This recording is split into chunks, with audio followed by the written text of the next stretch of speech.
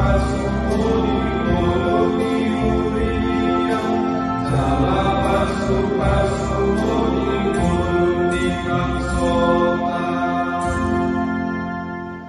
berdoa. Bapa di dalam surga, kami bersyukur atas penyertaan Tuhan kepada kami di pagi hari ini. Kami boleh melewati malam hingga menerima berkat-Mu melalui nafas kehidupan di pagi hari ini. Ya Tuhan, sebelum kami melakukan pekerjaan dan aktivitas kami sepanjang satu hari ini, kami akan mendengarkan firman-Mu. Kiranya Roh Kudus-Mu yang menuntun kami memahami firman-Mu, dan firman-Mu menjadi pedoman hidup dan kekuatan bagi kami di dalam menjalani hari-hari yang Tuhan berikan kepada kami. Di dalam nama Anak-Mu Tuhan Yesus Kristus, kami berdoa dan mengucap syukur. Amin. Bapak, Ibu, dan saudara-saudari yang dikasihi oleh Tuhan Yesus Kristus, renungan kita pada pagi hari ini di hari Selasa 1 April 2025 tertulis dari Injil Matius pasal 5 ayat 7. Berbahagialah orang yang murah hatinya, karena mereka akan beroleh kemurahan.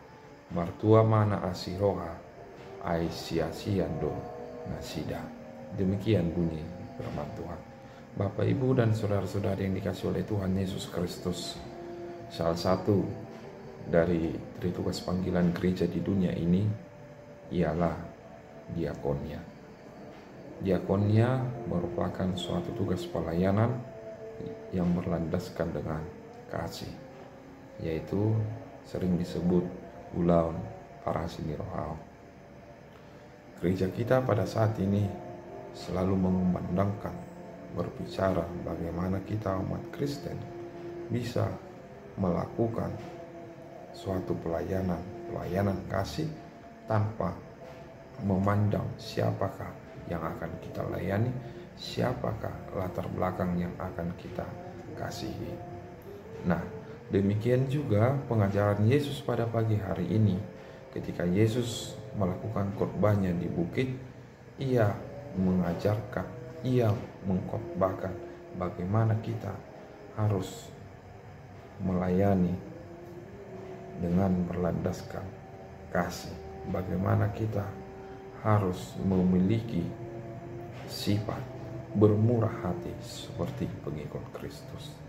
Nah, Yesus juga mengarahkan kita, menegaskan bahwa kita yang menunjukkan belas kasihan kepada dunia ini akan menerima belas kasihan pula, baik dari sesama maupun dari Allah sendiri. Saudara-saudari yang dikasihi oleh Tuhan Yesus Kristus, ungkapan murah hati merujuk pada sikap belas kasihan atau empati yang mendalam terhadap seseorang. Sering sekali kita mengungkapkan kalimat yang berisikan kasihan melihat saudara si A, kasihan melihat perjalanan hidup si B. Namun sering sekali itu hanya sebuah kiasan, ungkapan yang hanya di lip service, namun tindakannya masih sangat dikategorikan kurang untuk melakukan tindakan bermurah hati. Apa yang melandaskan kita sering sekali menjadi berat untuk melakukan tindakan bermurah hati? Kita sering sekali sangat fokus pada hanya diri sendiri.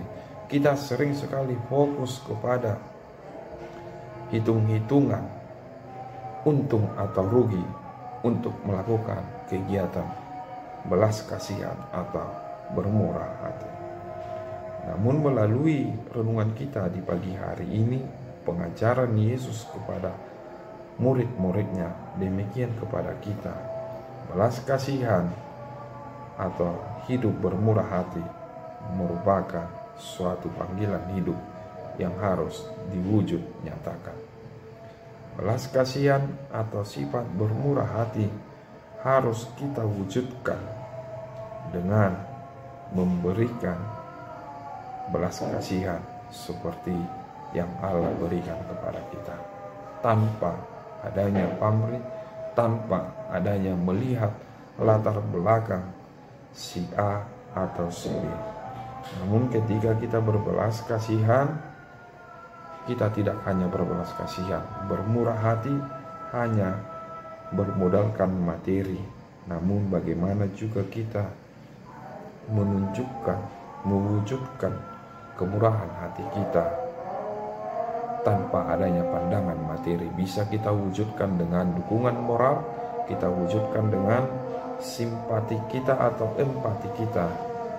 Bagaimana juga melalui sikap murah hati kita membawa perubahan positif dalam komunitas, menciptakan lingkungan yang harmonis, menciptakan lingkungan yang saling mendukung, maupun sikap saling peduli antara kita dengan orang-orang yang ada di sekitar kita.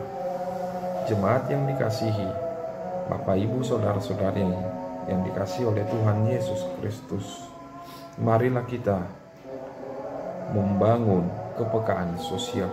Marilah kita membangun sikap yang sangat peka melihat keadaan di sekitar kita yang sangat membutuhkan bantuan atau dukungan kita kepada orang-orang yang ada di sekitar kita, baik di dalam gereja maupun di tengah-tengah masyarakat luas. Kemudian Bapak Ibu saudara-saudari yang dikasihi oleh Tuhan Yesus Kristus, marilah kita juga menghidupi budaya yang saling mendukung. Mari kita juga menghidupi budaya yang saling mendukung, menciptakan budaya di mana kita saling mendukung, membantu, sehingga tercipta komunitas yang kuat dan penuh kasih. Saling membantu, mendukung. Ketika ada saudara kita, saudari kita yang membutuhkan bantuan daripada kita, mari kita mengulurkan tangan. Apa yang boleh kita berikan kepada mereka, apa yang boleh kita sampaikan kepada mereka. Seperti kehidupan jemaat mula-mula, di mana jemaat mula-mula pada saat itu hidup di dalam yang berdiakonia. Mereka saling memberi, saling mendukung, saling berbagi. Dan ketika mereka memberikan apa yang ada di dalam diri mereka, merupakan suatu wujud nyata kasihnya kepada Allah ketika mereka mewujudkannya di dalam kehidupannya. Bapak Ibu saudara-saudari yang dikasihi oleh Tuhan Yesus Kristus, kita semua dipanggil untuk melakukan tugas pelayanan diakonia. Kita semua dipanggil, dipilih untuk menjadi uluran tangan Allah di tengah-tengah dunia ini. Ketika kita mau hidup berbagi, hidup bermurah hati, nama Tuhan semakin dipermuliakan melalui setiap tindakan, setiap ucapan kita, dan kita menjadi berkat di tengah-tengah dunia ini. Seperti yang Tuhan Yesus katakan, nasa nani lehomu tu sada siang andiku namet meti na tua uroi. Bapak Ibu saudara-saudari yang dikasihi oleh Tuhan Yesus Kristus, mari kita hidup di dalam kemurahan yang daripada Allah. Mari kita hidup di dalam bermurah hati, sebab kita juga akan beroleh kemurahan yang daripada Dia. Amin. Kasih karunia dari Tuhan Yesus Kristus serta kasih setia Allah Bapa dan persekutuan Roh Kudus memberkati dan menyertai kamu sekalian hari ini, esok, dan sampai selama-lamanya. Amin.